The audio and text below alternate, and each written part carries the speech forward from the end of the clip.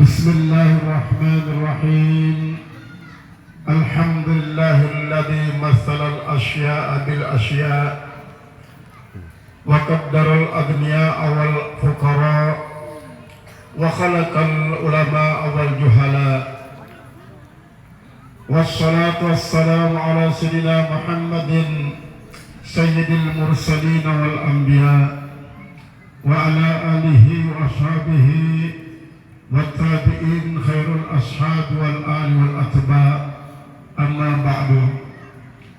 Bapak Kadis Sesela yang sama kita hormati, Bapak Babinsa, Al-Mukarramun, para tuan guru, para ustaz, bapak-bapak, para wali santri, para alumni, para santriwan santriwati Pondok Pesantren Sesela yang hadir pada kesempatan ini. Kita bertakarruf kepada Allah Subhanahu wa taala dengan perbuatan-perbuatan yang wajib dan yang disunatkan oleh Allah. Mudah-mudahan kesemua itu adalah merupakan salah satu upaya kita mertas jalan untuk menuju Mahkamah Qadirul Jalil dengan selamat, sehingga kelak kita pantas menjadi orang-orang yang mendampingi Rasulullah SAW di Jannatul Adnin. Amin, amin, amin. Mendampingi para alim ulama di Jannatul Firdaus dan mendampingi orang-orang saleh di surga-surga yang lainnya. Amin, amin. Salawat dan salam buat junjungan alam Nabi besar Muhammad SAW. Kita tak pernah bosan untuk membacanya, terutama sekali pada malam Jumat ini. Setelah kita berkali-kali berselawat, kita juga tidak akan pernah bosan, karena kita menunjukkan cinta kepada Rasulullah SAW. Yang ketiga, atas nama Pondok Pesantren Sesela menyampaikan terima kasih yang setinggi-tingginya kepada semua yang hadir. Hadir khusus Bapak Kepala Desa Sesela, Bapak Babinsa yang telah mengatur jalannya acara ini, dan khawasul khawas adalah para panitia yang telah dari hari ke hari memformat acara malam ini, sehingga saya tidak membayangkan bahwa pada malam ini begini kelihatannya. Kita tidak membayangkan, tidak merasakan bahwa kita duduk di sela-sela kuburan. Mudah-mudahan ini adalah merupakan suatu pertanda kubur-kubur daripada Al-Mukarramun, para tuan guru yang kita ziarahi sekarang ini lebih terang di alam barzahnya daripada neon-neon yang bergantungan di atas di dahan-dahan pohon kemboja ini. Begitu juga kepada kuburan semua keluarga kita yang dikuburkan di Sesela ini, di makam Sesela ini, dari ujung timur sampai ujung barat, dari ujung selatan sampai ujung utara, baik yang dikuburkan sudah ratusan tahun ataupun yang baru-baru dikuburkan yang masih basah kuburannya, belum dikeringkan oleh terik matahari tapi masih basah dan meninggalkan goresan duka yang mendalam bagi keluarga. Mudah-mudahan juga disinari oleh Allah Subhanahu wa taala. Kemudian kepada semua pihak yang telah mendukung acara pada malam ini, mudah-mudahan mendapatkan ganjaran besar dari Allah Subhanahu wa taala, dan mudah-mudahan pula acara Berikan Hall 57 ini lebih diberkahi oleh Allah daripada hall-hall berikut sebelumnya. Dan mudah-mudahan nanti hall akbar juga akan kita laksanakan pada tahun 2030. Mudah-mudahan negara kita ini semakin maju pada saat itu. Amin. Yang banyak orang-orang prediksi bahwa Indonesia sudah tidak ada lagi pada tahun 2000, katanya itu omong kosong. Itu adalah khayalan orang-orang yang benci kepada Indonesia. Terutama sekali mudah-mudahan dengan berkat kita berganti hall para Al-Mukarramun ini di Sesela, desa kita Sesela dan sekitarnya, Gunung Sari, Batu Layar, Lombok Barat pada umumnya, NTB pada umumnya, dijadikan sebagai daerah, desa-desa dan kampung-kampung yang diberkahi oleh Allah Subhanahu wa taala. Karena apa? Sekarang NTB ini sudah berapa ratus ribu ulama dari yang paling sepuh sampai yang paling muda kita dapatkan.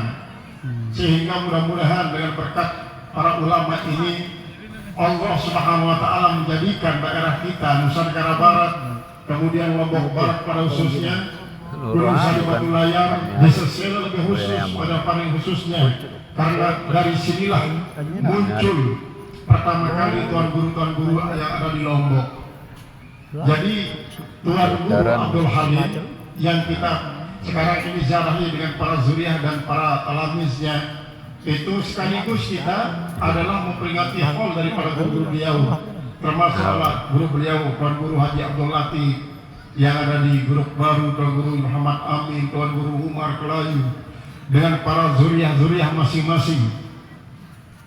Kemarin kita dapat kisah bahwa pada saat Tuan Guru Ahmad Reketet berada di Karangpanas, datang salah seorang jamaah. Begitu datang jamaah ini ditanya, kamu pernah ngaji enggak? Dia bilang, jarang-jarang Tuan Guru. Kalau begitu tuh ngaji kamu di bawah pohon pisang itu. Ngaji kamu di bawah pohon pisang. Lama sekali dia duduk di bawah pohon pisang, nggak ada pendengaran. Tuan Guru dia bilang, gimana bisa mungkin pohon pisang kan bersuara? Dan dia tidak mungkin paham apa makna daripada pohon pisang tersebut. Banyak yang menafsirkan bahwa pohon pisang itu adalah semua dari akarnya sampai kepada ujung daunnya yang kering-kering itu tidak ada yang dibuang. Nah kebetulan kemarin juga kita menghadiri haul yang ke-17 dari Tarekah Ad-Dasukiyah, karena Ad-Dasukiyah ini dibentuk di Mesir pada tahun 2007, berarti sekarang ini 19 tahun. Kebetulan di arena itu banyak pisang dengan macam-macam pisang, dan semua sudah masak, disiapkan untuk para jamaah. Nah itulah yang kita bahas, bahwa pisang ini bukan saja dilihat dari situnya, tetapi bagaimanapun bentuknya pisang itu, bagaimanapun warna kulitnya, tetap isinya berwarna putih. Pasti putih dia. Pisang apapun namanya, walaupun sekarang Arab tidak pisang yang loreng, pisang termahal di dunia yang kulitnya loreng-loreng, tapi tetap isinya putih. Itu artinya bagaimanapun warna kain organisasi yang dipakai oleh umat Islam, tapi tetap adalah Islam. Bagaimanapun walaupun dia berpecah 1000, bukan hanya 773, tetapi lebih ribuan sudah pecahan umat Islam, tapi semuanya tetap pada 3 inti, yaitulah kiblatnya Ka'bah, Al-Quran sebagai kitab sucinya, Nabi-Nya Nabi Muhammad. Sudah itu sama seperti pisang yang beraneka warna bentuknya, pasti isinya putih. Nggak ada itu pisang mengikuti warna kulitnya. Kulit hanya sekedar bungkus, tetapi isinya tetap putih. Inilah filosofi pisang. Sehingga dengan demikian, kalau Guru Reketet baru mengajarkan kepada orang tersebut adalah mengenai apa? Pisang semakin tua dia semakin merunduk, semakin tua semakin merunduk, semakin berisi semakin merunduk. Maka ini juga filosofi daripada manusia. Manusia yang semakin berilmu semakin zuhud, semakin usianya lanjut, semakin banyak ilmunya, semakin tawadhu. Nah inilah yang diajarkan oleh para tuan guru kita. Maka oleh sebab itu kehadiran kita tidak hanya sekedar menghadiahkan pahala kalimatut thayyibah kepada beliau-beliau yang sudah berpulang ke rahmatullah duluan, tetapi juga kita ingin untuk membayangkan bagaimana istiqomah beliau-beliau dulu, mujahadahnya, sehingga mereka menemukan apa yang sudah diberikan oleh Allah Subhanahu wa taala, sehingga kita menjadi murid-muridnya masih hidup sekarang ini. Dan alhamdulillah kita ucapkan terima kasih kepada panitia yang telah memformat acara ini, yang menjadi, kalau boleh dibilang, ini juga merupakan puncak daripada acara ini, acara hall ini. Besok ada bahsul masail. Nah ini luar biasa.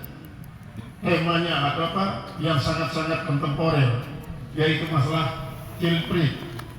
Childfree itu adalah ialah orang-orang yang tidak mau punya anak. kesepakatan suami istri tidak mau punya anak. Itu sudah ada sebelum sejak zaman klasik sudah ada. Tapi sekarang diupdate, diperbarui.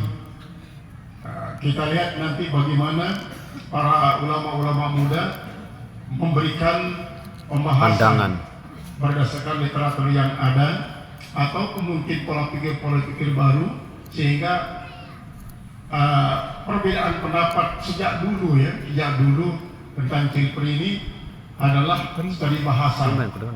Termasuk ini beberapa tokoh-tokoh nasional ikut berbicara tentang masalah Cilpri, termasuk Hadi Hidayat, Buya Yahya, kemudian banyak tokoh-tokoh Salafi juga telah berbicara tentang masalah Cilpri. Kemudian yang kedua, masalah transaksi jual beli yang diangkat di situ adalah mengenai fitur dalam transaksi jual bensin, atrama. Itu merupakan salah satu dari para pokok bahasa yang termasuk boleh dibilang kontemporer. Nah, di samping itu juga jual beli online, jual beli online. Tapi nanti ditentukan statusnya, apakah statusnya sebagai jual beli akad salam atau jual beli adalah jual beli tunai. Sehingga dengan demikian itulah yang nanti menentukan hukumnya. Maka diharapkan kepada para pesertanya nanti ini yang guru muda supaya hadir pada kesempatan itu untuk menambah wawasan kita, dan ya paling tidak akan dapat bisa memicu kita untuk semakin banyak literasi kita bertambah. Dan nanti pada tahun 2030 ini kan yang muda-muda sekarang akan menjadi besar nanti. Santri-santri sekarang ini kan menjadi ustaz, jadi tuan guru nanti.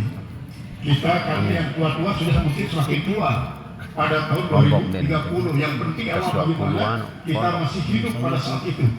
Allah belum memberikan kita usia panjang, sehingga umur panjang ini sangat penting, karena khairun nasi man qala umruhu hasuna amaluhu. Manusia yang terbaik adalah manusia yang panjang usianya dan baik perbuatannya. Nah, memang dalam kehidupan manusia ini ya kadang-kadang bergelombang pada satu saat, kadang-kadang terpuruk keadaannya, dia tidak bisa menyelesaikan permasalahannya, dia mungkin diklaim oleh orang sebagai orang yang tidak benar, tapi pada satu saat dia juga akan tertarik untuk menjadi orang baik, sehingga pada ujungnya mudah-mudahan semua kita yang hadir ini adalah yaitu dikabulkan oleh Allah Subhanahu wa taala. Allah marzuqna halawatal iman wa lazzatal ibadah wa husnul khatimah. Nah, ini yang tentunya kita harapkan supaya tidak hanya husnul khatimah saja, tapi kita menginginkan halawatal iman, lazzatal ibadah dan husnul khatimah, sehingga perjalanan kita sejak awal sampai akhir putih. Tidak ada hitam-hitamnya, tidak ada loreng-lorengnya, tidak ada borak-boraknya, tapi adalah putih dari awal sampai akhir. Biar nanti bapak-bapak bisa ini pakai pakaian loreng, siap tempur. Jadi nanti kita harapkan juga para alumni Pondok Sesile harus banyak yang jadi tentara, jadi militer, jadi aparat ketahanan nasional, dan menjadi aparat keamanan nasional, jadi polisi. Yang perempuan juga silahkan, yang santriwati, yang santriwati. Paling tidak kalau kalian tidak bisa menjadi poluan, ya jadilah istri daripada para polisi. Kalau kalian tidak bisa menjadi kuat, maka jadilah kalian menjadi istri-istri para angkatan darat, supaya nanti kalian melahirkan jenderal. Ini jangan takut, jangan kalian takut. Kita sudah diajarkan oleh Rasulullah doa itu, Allahumma inni a'udzubika minal bukhli wa minal kasri wa minal jubni. Ya Allah, janganlah Engkau jadikan kami jadi orang-orang yang bakhil, jadi orang yang pemalas, wa minal jubni, jadi orang pengecut, jadi orang penakut. Karena Nabi Muhammad tidak suka melihat kita umat itu menjadi orang pengecut. Jangan takut, harus pemberani. Keberanian itu sangat penting. Keberanian sangat penting.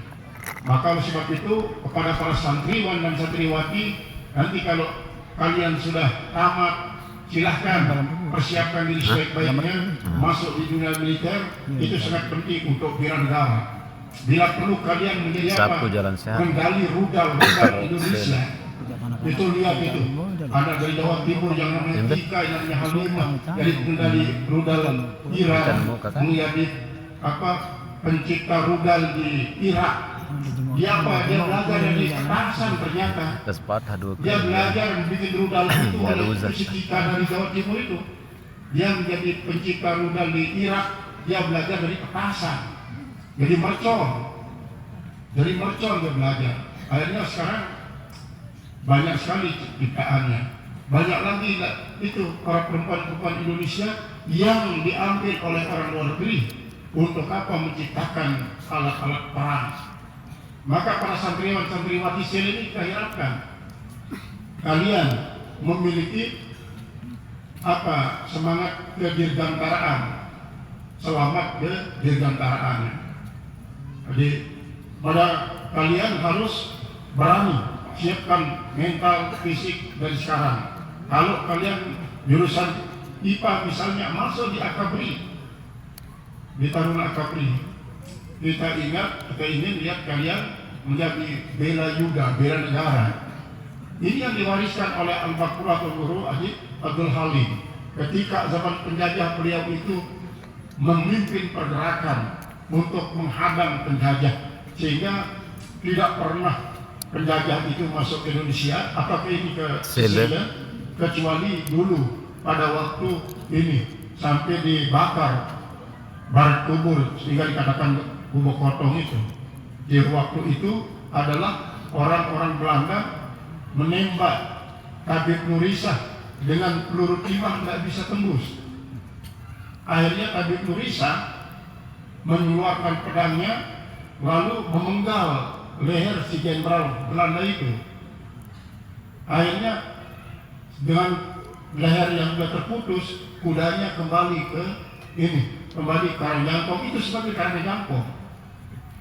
Itu sebabnya Karangjangkong dinamakan dari dulu bukan Karangjangkong namanya. Masih termasuk di daerah Cakra. Nah setelah itu barulah orang Belanda itu mengirim prajuritnya kembali, tapi semua pakai peluru emas. Dengan peluru emas itulah ditembak Tabib Nurisa, akhirnya dia meninggal dunia. Akhirnya pada waktu itu istrinya sedang hamil tua. Akhirnya istri yang hamil tua itu terjun di parit yang ada sebelah barat kubur, lalu menyelamatkan diri ke kapek. Dari situlah masih ada zuriat daripada Tabib Nurisa.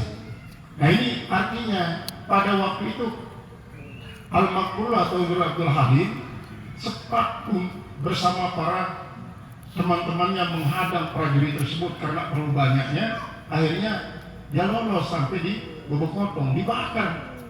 Barat kubur namanya karena Gubuk Kotong.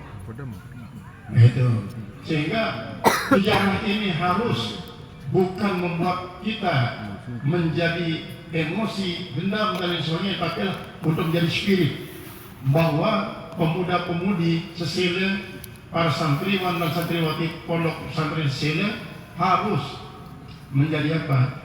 Sebagiannya masuk di militer, di tentara. Jadi bagi-bagi ya. Bagi-bagi, jadi ulama di dalam tentara silahkan. Nanti yang dari Quran dengan hafalan kalian Quran hadis itu akan lebih cepat masuk. Yang penting kesehatan kalian sekarang harus dipelihara. Nah kemudian sekali lagi saya mengucapkan terima kasih kepada semua yang hadir, wabil khusus para panitia yang telah memformat acara kita seperti ini dengan dan menggantung neon-neon di dahan-dahan Kamboja ini yang membuat suasana makbarah ini tidak seperti layaknya kubur, tapi adalah bagikan sebuah istana yang diharapkan supaya semua kubur-kubur yang ada di kuburan ini menjadi rodatan minal jannah wala hufratan min hufarin naril muqaddah. Nah untuk menutup acara kita maka kita akan nanti baca selawat syair Al-Halimiyah nanti yang dikatakan oleh para utama itu di belakang. Silakan dipegang mic-nya. Langitnya 234.